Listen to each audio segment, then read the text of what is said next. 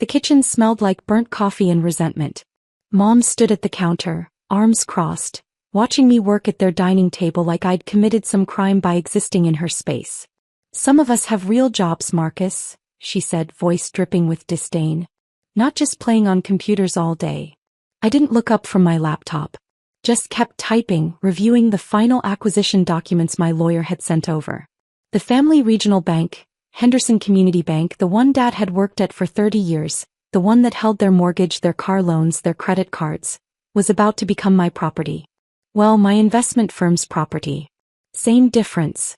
I murmured, clicking through pages. Dad walked in, still in his bank manager uniform.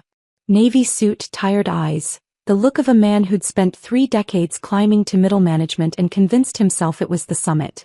"Marcus." He didn't greet me, just stated my name like an accusation. "Your mother says you're still here. Don't you have work?" "Working remotely today." I glanced up. "Finalizing some business deals." He snorted, pouring himself coffee. "Business deals. Right. Let me guess. Another one of your investment opportunities?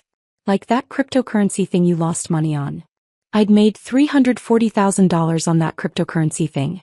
But I'd stopped correcting them 3 years ago when they'd made it clear my MBA from Wharton was just that fancy school that put you in debt, and my venture capital firm was basically gambling with other people's money. "Something like that," I said.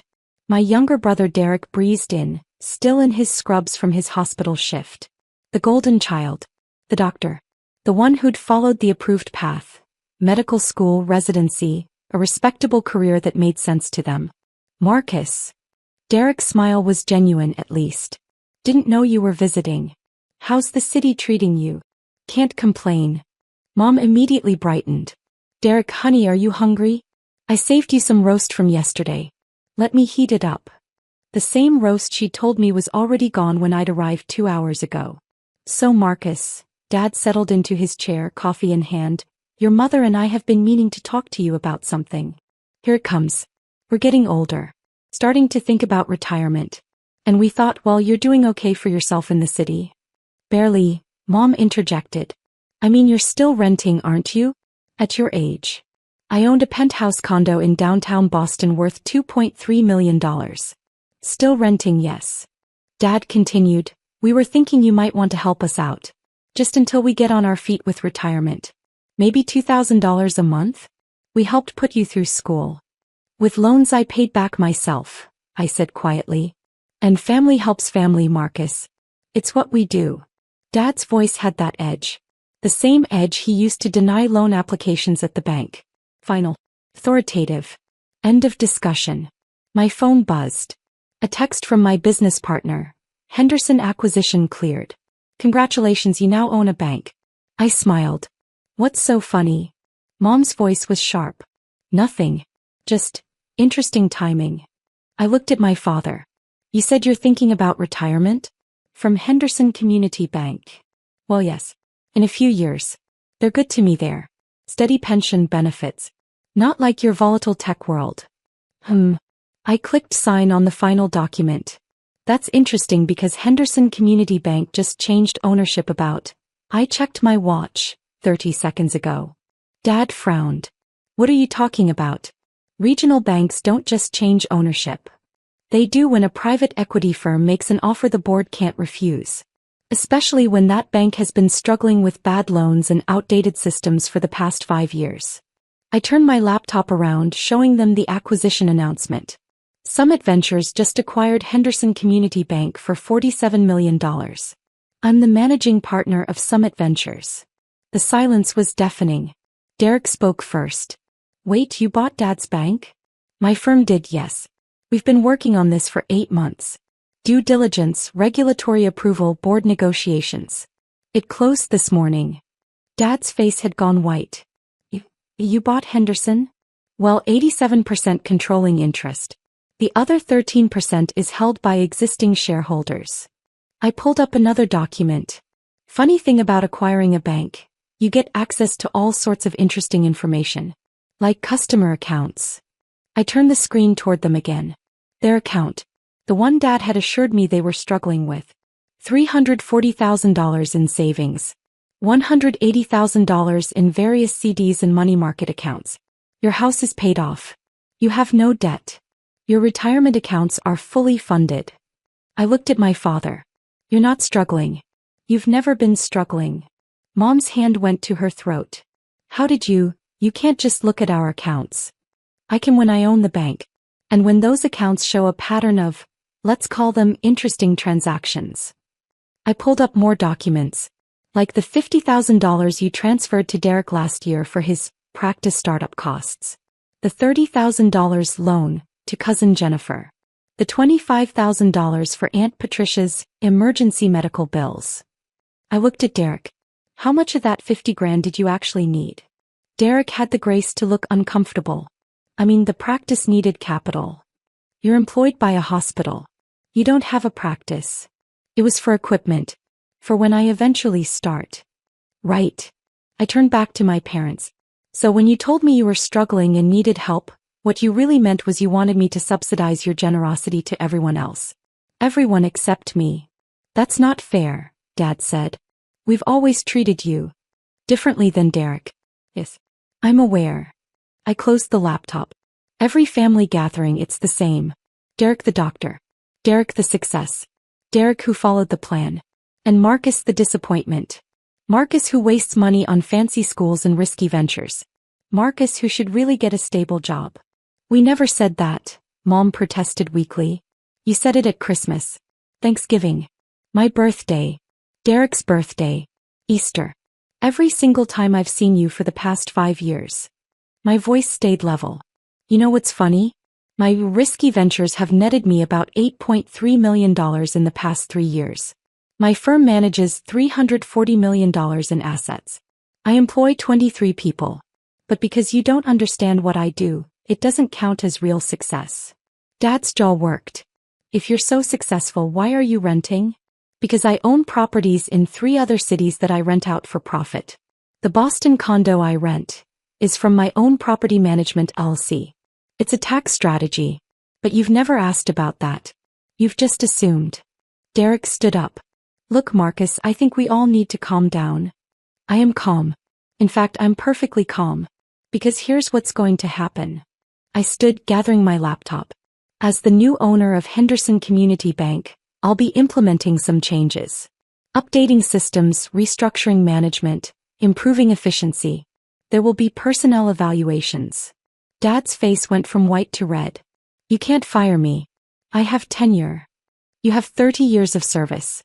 That's not tenure, Dad. That's just time. And your performance reviews show you've been coasting for the past decade. Denying loans based on gut feelings instead of actual risk assessment. Missing quarterly targets. Resistant to new technology. I paused at the door. I'm not going to fire you. But your new manager might have some questions about your performance. Especially when they see you approved a $180,000 home equity loan for yourself at 2.1% interest. Well below market rate. That's going to raise some compliance red flags. Mom gasped. That loan we needed. I know what you needed it for. Home renovations. Very nice ones. I saw the contractor invoices in the bank's records. I looked at Derek. Meanwhile, when I asked for a reference for my first business loan 6 years ago, Dad told the lending officer I was high risk and unstable. Derek's eyes widened. Dad, you didn't. I did what I thought was right, Dad said stiffly. I was trying to protect you from failure. You were trying to keep me in a box you understood. A 9-to-5 job, a predictable life, a path you could control. I opened the door. Well, I'm out of that box now. And ironically, I'm now in a position to put you in one. What do you want? Dad's voice was tight. Money? Is that what this is about? Fine. We'll give you money. I don't want your money. I have money. I pulled out my phone showing them my banking app. The one from my personal account at a different bank. The balance showed $4.7 million. Mom actually stumbled backward. What I want is for you to stop treating me like a failure.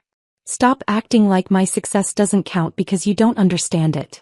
Stop using me as the cautionary tale while praising Derek for following the safe path. I looked at Derek. No offense. None taken, Derek said quietly. They do that. And I want you to stop asking me for money while pretending you're struggling. If you want to help Derek or Jennifer or Patricia, that's your choice. But don't lie to me about your situation to guilt me into funding it. Dad stood, his manager voice coming out. Now you listen here. No, you listen. Starting Monday, Henderson Community Bank operates under new management. New policies. New compliance standards. That sweetheart loan you gave yourself? It gets restructured to market rates or paid off in full within 90 days. Your performance gets evaluated by actual metrics, not by how long you've been warming a chair. I softened slightly. I'm not trying to destroy you, Dad. I'm trying to run a profitable bank. But you need to understand, I'm not the failure you've been treating me as. I'm successful. Very successful. And I got there despite your protection, not because of it. 2 weeks later, I sat in my new office at Henderson Community Bank's headquarters. Corner office, 20th floor, view of the river. The bank's board had appointed me interim chairman while we searched for a permanent CEO to run day-to-day operations. My phone rang. Derek. Hey, he said. I wanted to apologize. For not speaking up more. For letting them, you know. I know. Dad's pretty shaken up. The new regional manager had him in compliance training all week. Mom's barely speaking to anyone. And you? I asked. Honestly, I'm relieved. They've been pressuring me to ask you for more money. For a house down payment this time. I kept telling them no, but... He sighed. They don't make it easy. No, they don't. Silence on the line.